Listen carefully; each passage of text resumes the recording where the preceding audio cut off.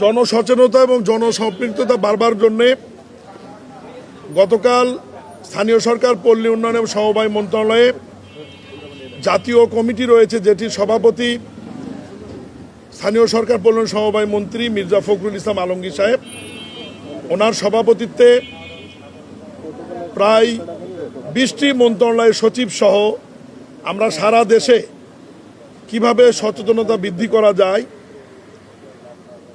Aedes মশার উৎপত্তি স্থল লার্ভাগুলি কিভাবে যাতে ধ্বংস করা যায় এবং লার্ভাগুলি যাতে উৎপত্তি না হতে পারে, এই বিষয়গুলি নিয়ে আমাদের বিস্তারিত আলোচনা হয়েছে। সেখানে আমরা সকল সিটি কর্পোরেশন, পৌরসভা এবং দেশব্যাপী আমরা দিক নির্দেশনা মাননীয় মন্ত্রী মির্জা ফখরুল ইসলাম আলমগীর মহোদয় দিয়েছেন। এবং ওই মিটিংয়েই শুধুমাত্র ঢাকা মহানগরে অভিযান পরিচালনা করবার জন্য আমার নেতৃত্বে একটি জাতীয় টাস্কফোর্স গঠন করা হয়েছে। সেই টাস্কফোর্সের আজকে প্রথম এই জনসম্পৃক্ততা, জনসচেতনতা বৃদ্ধির লক্ষ্যে আজকে প্রথম অভিযান। আমি এই অভিযানে উত্তর সিটি কর্পোরেশনের প্রধান স্বাস্থ্য কর্মকর্তা ব্রিগেডিয়ার জেনারেল ইমরুল কায়েস সাহেবকে আমি বিস্তারিত বলার জন্য অনুরোধ করছি। জি, আসসালামু আলাইকুম। আপনারা জানেন যে এখন বর্ষার সিজন শুরু হয়েছে, বর্ষার সিজনটা শুরু হয়েছে। এখন আমাদের দেশের এই বর্ষার সিজনটা একটু দীর্ঘায়িত হচ্ছে। এখন জুনের শেষ থেকে বৃষ্টি হয় এবং অক্টোবর পর্যন্ত এই বৃষ্টিপাতটা থাকে।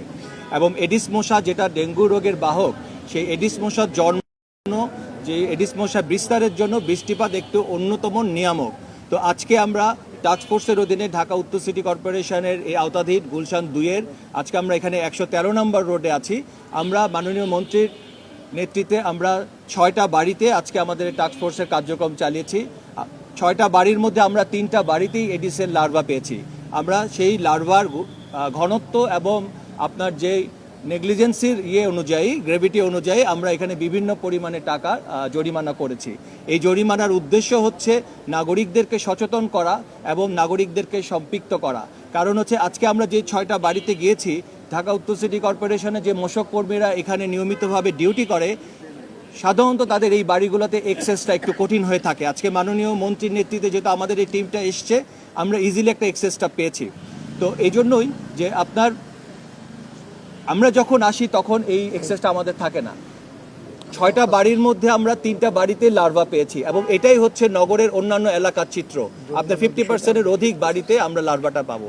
এই লার্ভাটা যদি আমাদের যারা নাগরিকগণ আছেন তারা যদি নিজেরা যদি উদ্যোগী হয়ে নিজের বাড়ির চারপাশটা, নিজের ছাদ বাগান, নিজের যে আপনার বেসমেন্ট, সিঁড়িঘর, এগুলো যদি পরিষ্কার পরিচ্ছন্ন না রাখে, এগুলো যদি শুকনা না রাখে, তাহলে এই এডিস মশা দূরকরণ শুধুমাত্র সিটি কর্পোরেশনের পক্ষে দূরহ হয়ে যাবে।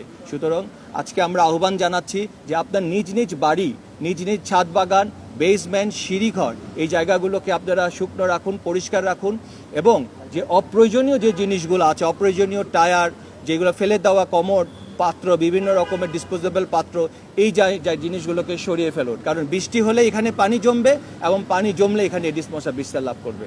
ধন্যবাদ। আমাদের প্রশ্ন পরে করেন, আমাদের যে ম্যাজিস্ট্রেট মহোদয় রয়েছেন ওই রেস্টুরেন্টে যে জরিমানা করছেন, এটার ব্যাপারে উনি একটু বলবেন।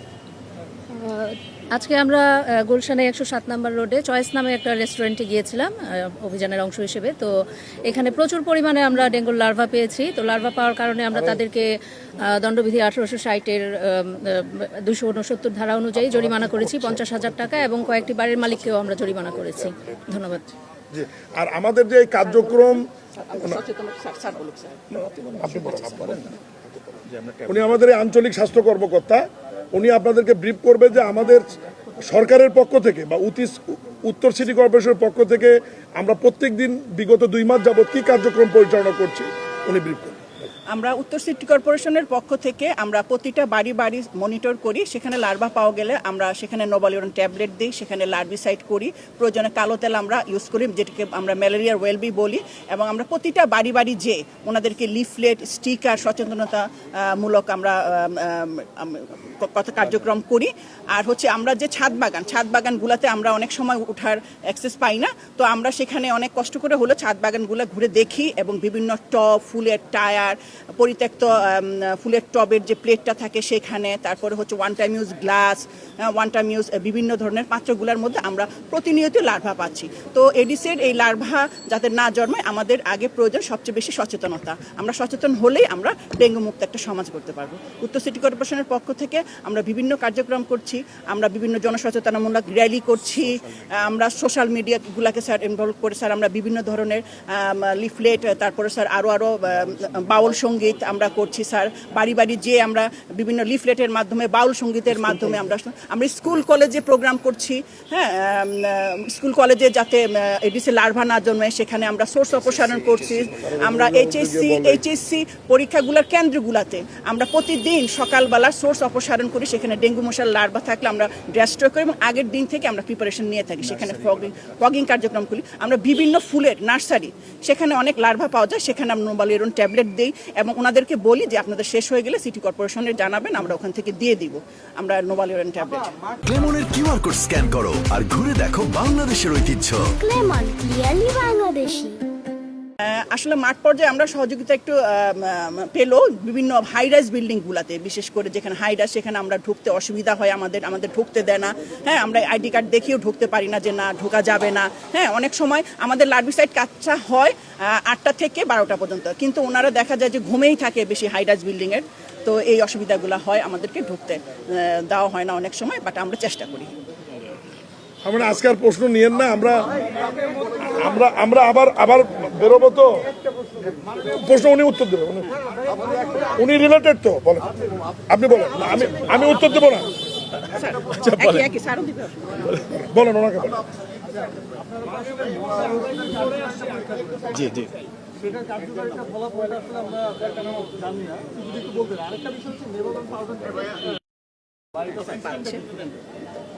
জি ধন্যবাদ। আমাদের ওষুধের কার্যকারিতা নিয়ে প্রশ্ন করেছেন। আমরা উত্তর সিটি কর্পোরেশন, ইভেন আমার জানা মতে দক্ষিণ সিটি কর্পোরেশন যে ওষুধগুলো ব্যবহার করছে সেই ওষুধের কার্যকারিতা আমরা বলতে পারি যে এই ওষুধের কার্যকারিতা 97 থেকে 100%, মানে এইটা ইফেক্টিভ, আমরা যেটাকে বলি সাসসেপ্টেবল।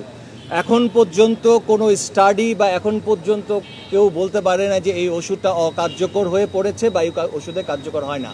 আমরা এই ব্যাপারে বাংলাদেশের যারা রেনাউন্ড যারা এন্টামোলজিস্ট আছেন, যারা আপনার পাবলিক হেলথ স্পেশালিস্টের আছেন, ঢাকা উত্তর সিটি কর্পোরেশন গত মাসে একটা মিটিং করেছে। আমরা জানতে চেয়েছি যে বেস্ট ওষুধ কি। আলটিমেটলি ওনারা এই সলিউশন বা এই ডিসিশনই দিয়েছে যে যা ইউজ করছি এখন পর্যন্ত সেটাই বেস্ট। তবে হ্যাঁ, দীর্ঘদিন ব্যবহারের কারণে এই ওষুধটা কার্যক্রমটা ধীরে ধীরে কমতে পারে, এরকম একটা প্রেডিকশন থাকে যে হ্যাঁ ধীরে ধীরে এটা কমতে পারে। বাট কিন্তু এখন পর্যন্ত আমরা এই ওষুধটা আমরা যে ওষুধগুলো ব্যবহার করছি সেটা কার্যকর। এছাড়া আমরা নতুন জেনারেশন, থার্ড জেনারেশন যে ট্যাবলেট নোভালিওরন ঢাকা উত্তর সিটি কর্পোরেশন প্রায় 4 থেকে 5 বছর পর্যন্ত ব্যবহার করছে। এটা আমাদের মশককর্মীরা যখন বাড়িতে বাড়িতে যায় তখন যেই জায়গাগুলোতে আপনার জমা পানি থাকে, যেমন ওয়াসার যে মিটার থাকে, ফুলের টপ, এইগুলোতে আমরা এই ট্যাবলেটটা দিতে পারি। এই ট্যাবলেটটা ফুলের গাছের কোনো ক্ষতি করে না, ছাদ বাগানের কোনো ক্ষতি করে না।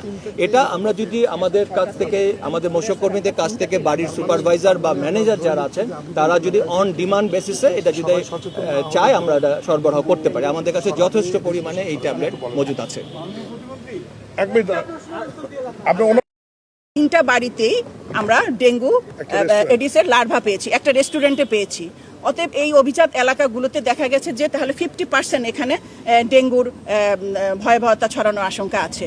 তো আমরা এই জন্য বলছি এই যে গুলশান, বনানী এই এলাকাগুলোতে যাতে নিজ উদ্যোগে নিজের বাসাবাড়ির ভিতর এই পরিষ্কার পরিচ্ছন্নতা এবং 3 দিনে জমা পানি আমরা ফেলে দিব এবং যাতে ডেঙ্গুর কোনো এডিসের কোনো লার্ভা জমতে না পারে, ডেঙ্গু মশার বিস্তার ঘটতে না পারে। এটাই আমাদের ভয় যে এই অভিজাতগুলোতে আমরা ঢুকতে পারছি না এবং তারা যদি নিজেরা ভিতর থেকে নিজেদের বাসা বাড়ি, ছাদ বাগান, গাড়ির গ্যারেজ, পরিত্যক্ত টায়ার, তারপরে হচ্ছে পরিত্যক্ত কমোড, ব্যাকইয়ার্ড, সার্ভিস স্পেস পরিষ্কার না করে, তো এই অভিজাত এলাকাগুলোতে ডেঙ্গুর আশঙ্কা রয়েছে। শ্রদ্ধেয় ভাইয়ের আমি নিজের থেকেই বলি, এই টাস্ক ফোর্স করা হয়েছে অভিযান পরিচালনা করার জন্যে। আমাদের তো দাপ্তরিক কাজ আছে সবারই, নিয়মিত কাজের বাইরে আজকে হয়তো এখানে আসছি, আগামীকাল হয়তো দক্ষিণে যাব এবং প্রত্যেক সপ্তাহেই আমরা 3-4 দিন করে এই টাস্ক ফোর্সের যে এটা ঠিক অভিযান শব্দটা শুনতে খারাপ লাগে, এটা কার্যক্রম, জনসচেতনতা, জনসম্পৃক্ততা এবং অ্যাডিস মশার উৎসস্থলগুলি, সোর্সগুলি দূরীকরণের জন্য যে কার্যক্রম, এটা আমরা অব্যাহত রাখব। তবে আপনাদের মাধ্যমে আমি নগরবাসীকে আবারও বিনীত অনুরোধ করি, আমাদের প্রধান স্বাস্থ্য কর্মকর্তা ব্রিগেডিয়ার জেনারেল ইমরুল কায়েস, আমাদের স্বাস্থ্য কর্মকর্তা ডাক্তার আজিজুন নেসা যে কথাগুলি বলেছে, আপনারা বিনয়ের সাথে অনুরোধ করব, আপনারা আপনাদের নিজের জীবনের ঝুঁকি না নিয়ে নিরাপত্তার জন্যে আপনারা একটু আপনাদের বেলকুনি, টপ, ছাদ, নিচের অংশগুলো পরিষ্কার পরিচ্ছন্ন রাখবেন। এইটুকু বলে আমি শেষ করছি। ধন্যবাদ সবাইকে।